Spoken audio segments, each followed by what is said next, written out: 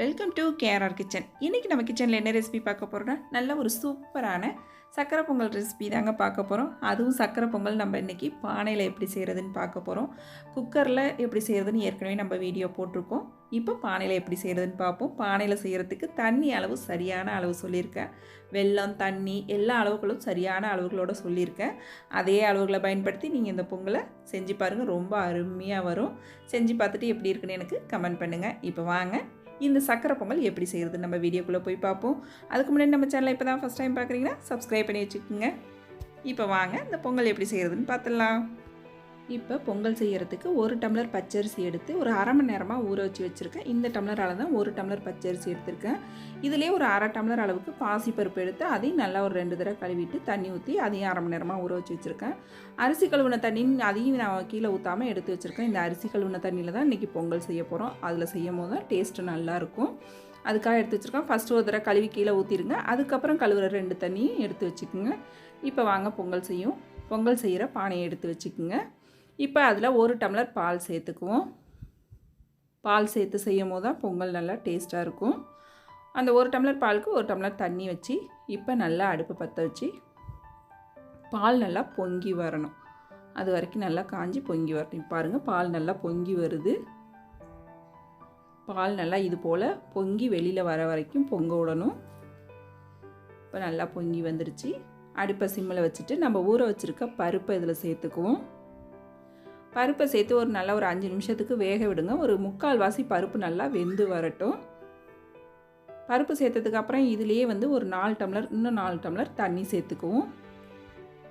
அரிசி கழுவுன தண்ணி எடுத்து வச்சதை இதில் சேர்த்துக்குவோம். நம்ம 4 டம்ளர், 1 டம்ளர் அரிசிக்கு 4 டம்ளர் தண்ணி கணக்கு.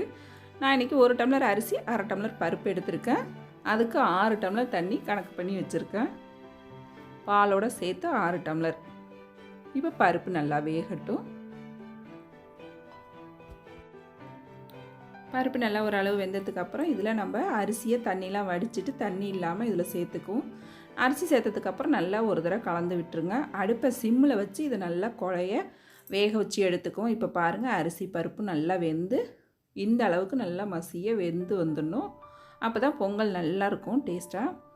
இந்த அளவுக்கு நல்லா குழைவாக வேக வச்சு எடுத்துக்குங்க. இப்போ இதுலேயே இந்த டம்ளரால் 2 டம்ளர் அரிசி எந்த டம்ளரில் எடுத்தோமோ அதே டம்ளரால் 2 டம்ளர் வெல்லம் நல்லா நசுக்கிட்டு அளந்து எடுத்துக்குங்க. 2 டம்ளர் கண்டிப்பாக எடுத்துக்குங்க. அதுதான் இனிப்பு கரெக்டான அளவாக இருக்கும். அதிலே ஒரு அரை டம்ளர் தண்ணி ஊற்றி நல்லா கரைச்சி எடுத்துக்குவோம். இப்போ இந்த வெல்லத்தை வடிகட்டிட்டு இந்த பொங்கல் கூட சேர்த்துக்குவோம். வெல்லம் மண் தூசிலாம் இருக்கும், அதுக்காக வடிகட்டிட்டு சேர்த்துக்குங்க. நீங்கள் வாங்கின வெல்லம் சுத்தமான வெல்லம்னா நீங்கள் அப்படியே கூட இடிச்சிட்டு சேர்த்துக்கலாம். இப்போ நல்லா ஒத்தாப்பில் கலந்து விட்டுருவோம். இப்போ நல்லா ஒன்று கலந்து வந்துடுச்சு. இதில் ஒரு அரை டீஸ்பூன் ஏலக்காய் தூள் சேர்த்துக்கிறேன். இது கூடவே ஒரு சின்ன துண்டு பச்சை கற்பூரம் சேர்த்துக்கிறேன். இந்த பச்சை கற்பூரம் சேர்க்கும் போது டேஸ்ட்டு ரொம்பவே சூப்பராக இருக்குங்க. நம்ம கோயிலெல்லாம் சக்கரை பொங்கல் வாங்கி சாப்பிடுவோம்ல, அந்த டேஸ்ட்டு அப்படியே இருக்கும். இந்த பச்சை கற்பூரம் சேர்க்கும் போது அதே டேஸ்ட்டுக்கு இருக்கும். கொஞ்சமாக சேர்த்துக்குங்க, அதிகமாக சேர்த்துடாதீங்க.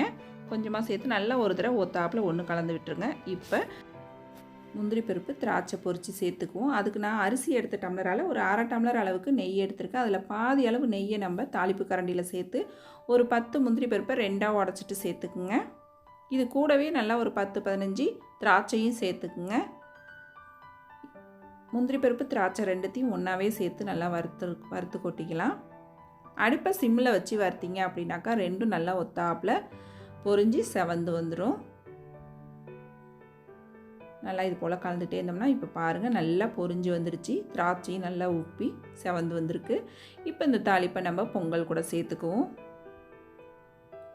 இப்போ நல்லா ஒரு தடவை எல்லாத்தையும் ஒத்தாப்பில் ஒன்று கலந்துக்குங்க. ஒன்று கலந்து விட்டுட்டு நம்ம எடுத்து வச்சுருக்க மீதம் இருக்கிற நெய்யை கொஞ்சம் கொஞ்சமாக கலந்து சேர்த்துக்குங்க. உங்களுக்கு நெய் எந்த அளவுக்கு தேவையோ அந்த அளவுக்கு கலந்தோம்னா போதும். அவ்வளோதான், நம்மளோட பொங்கல் சூப்பராக ரெடி ஆகிடுச்சிங்க. நல்லா வாயில் வச்சோடனே கரையிற மாதிரி நல்ல டேஸ்டியான பொங்கல் நல்ல சுவையாக ரெடி ஆகிடுச்சு. நீங்களும் நான் இன்றைக்கி சொன்ன அளவுகளோடு இந்த பொங்கலை செஞ்சு பாருங்கள். கண்டிப்பாக நல்ல ஒரு சூப்பரான டேஸ்ட்டில் இருக்கும். செஞ்சு பார்த்துட்டு எப்படி இருக்குன்னு எனக்கு கமெண்ட் பண்ணுங்கள். என்னோட இந்த ரெசிபி பிடிச்சிருந்துன்னா லைக் பண்ணுங்கள், ஷேர் பண்ணுங்கள். மறக்காமல் நம்ம கேஆர்ஆர் கிச்சனை சப்ஸ்கிரைப் பண்ணி வச்சுக்கோங்க. நாளைக்கு வேறொரு ரெசிபியோடு சந்திப்போம். தேங்க்ஸ் ஃபார் வாட்சிங்.